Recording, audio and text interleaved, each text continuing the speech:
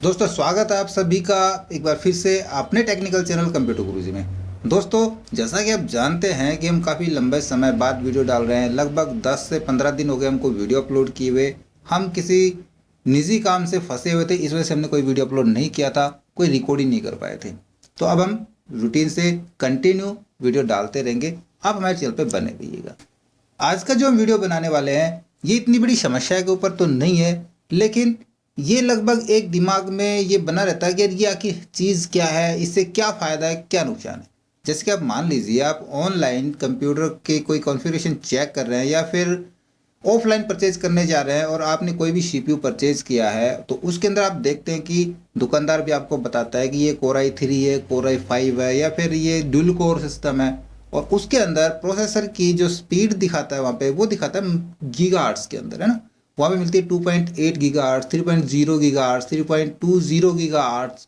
ये गीगाहर्ट्ज़ क्या होता है, इससे स्पीड का क्या फ़र्क पड़ता है। जबकि आप ड्यूल कोर सिस्टम लेंगे उस पर आपको मिलेगा, बाय द वे मान लेते हैं 1.1 गीगाहर्ट्ज़ का हमने ड्यूल कोर का सीपीयू परचेज किया।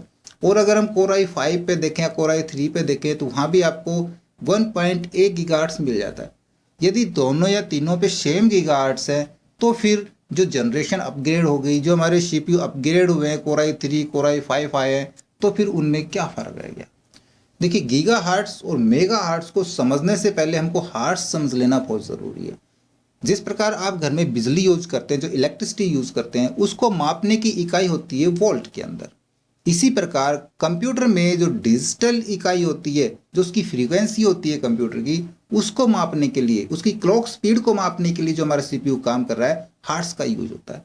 और हर्ट्ज़ में क्या होता है, हम किस प्रकार मापे हर्ट्ज़ में, जिस प्रकार इलेक्ट्रिसिटी में, जो इलेक्ट्रिसिटी जब वायर में चलती है, तो आपने, यदि आप टेक्निकल से संबंधित, तो आपने देखा होगा कि इलेक्ट्रिसिटी एक लाइन में नहीं जाती, वो फ्लक्चुएट होती हुई चलती है। इसी प्रकार कंप्यूटर की जो डिजिटल फ्रीक्वेंसी है वो भी आपने देखा होगा कि कंप्यूटर डिजिटल भाषा में 0 और 1 को रीड करता है। 0 को हम मान लेते हैं ऑफ और 1 को मानते हैं ऑन, यानी कि सीपीयू एक बार ऑन होगा और एक बार ऑफ होगा।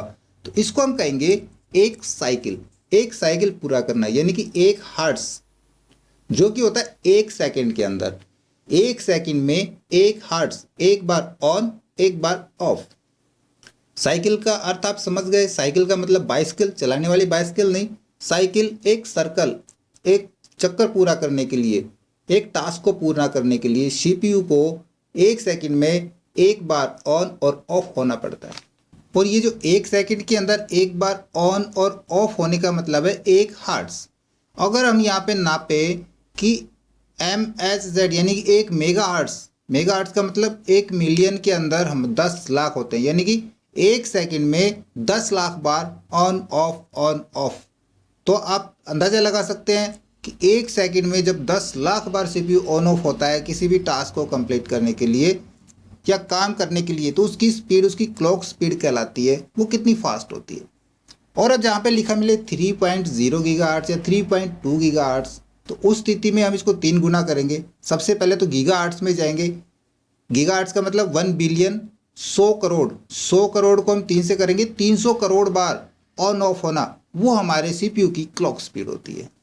अब बात करते हैं, ये जो गीगाहर्ट्ज़ हैं ये पेंटियम प्रोसेसर पर भी उतना ही होते हैं। यानी कि मान लीजिए हमने 2.8 गीगाहर्ट्ज़ का पेंटियम प्रोसेसर ले रखा है, और हम लेते हैं कोर i3, वहाँ भी 2.8 गीगाहर्ट्ज़ है, या लेते हैं कोर i5, वहाँ भी 2.8 गीगाहर्ट्ज़ है।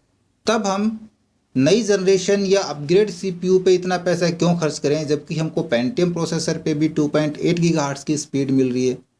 तो ऐसा नहीं है। जैसे जैसे सीपीयू अपग्रेड होते हैं, core i3 core i5 core i7 में गए हैं, तो उनके जो सर्किट हैं वो चेंज होते हैं।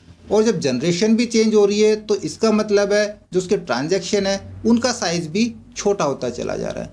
ऐसी स्थिति में हम ये मान लेते हैं कि मान लीजिए 2.08 या 2.80 गीगाहर्ट्ज़ के प्रोसेसर को जो टास्क कंप्लीट करने में कोर i3 प्रोसेसर में 10 बार ऑन ऑफ होना पड़ रहा था, वहाँ पे कोर i5 के अंदर उसको वो टास्क पूरा करने के लिए सिर्फ एक बार ऑन ऑफ होने की ही ज़रूरत है। ये फ़र्क होता है जब हमारे सीपीयू अपग्रेड होता है या जनरेशन अपग्रेड होती है। यानी कि जितना अपग्रेड हम प्रोसेसर लेंगे उसका सर्किट उसके हिसाब से काम करेगा, उसकी क्लॉक स्पीड। तो आगे से जब भी आप कोई सीपीयू परचेज करना चाहते हैं या परचेज करने जा रहे हैं और वहाँ पे जब देखें आप प्रोसेसर खरीद रहे हैं 3.0 गीगाहर्ट्ज़ का, तो आप ले रहे हैं Core i3 लें या Core i5 लें या Core i7 लें, तो वहाँ पे आपको ये जान लेना ज़रूरी होता है कि जो हम 3.0 गीगाहर्ट्ज़ की जो स्पीड ले रहे हैं क्लॉक स्पीड, वो Core i3 में कितनी होगी, Core i5 में कितनी होगी, Core i7 में कितनी होगी, सेम नहीं रहने वाली है, वो उसके सर्किट के हिसाब से अलग मिलेगी। तो उम्मीद है दोस्तों आप गीगाहर्ट्ज़, मेगाहर्ट्ज़ और हर्ट्ज़ को पूरी तरह समझ गए होंगे। ये वीडियो आपको कैसा लगा मैं कमेंट्स में बताइए। हमारे वीडियोज़ को अपने दोस्तों में शेयर कीजिए, हमें लाइक कीजिए और यदि नए हैं आप हमारे चैनल पे तो हमें सब्सक्राइब भी जरूर कर लीजिएगा। फिर से मिलते हैं नई वीडियो के साथ, तब तक के लिए टाटा बाय बाय।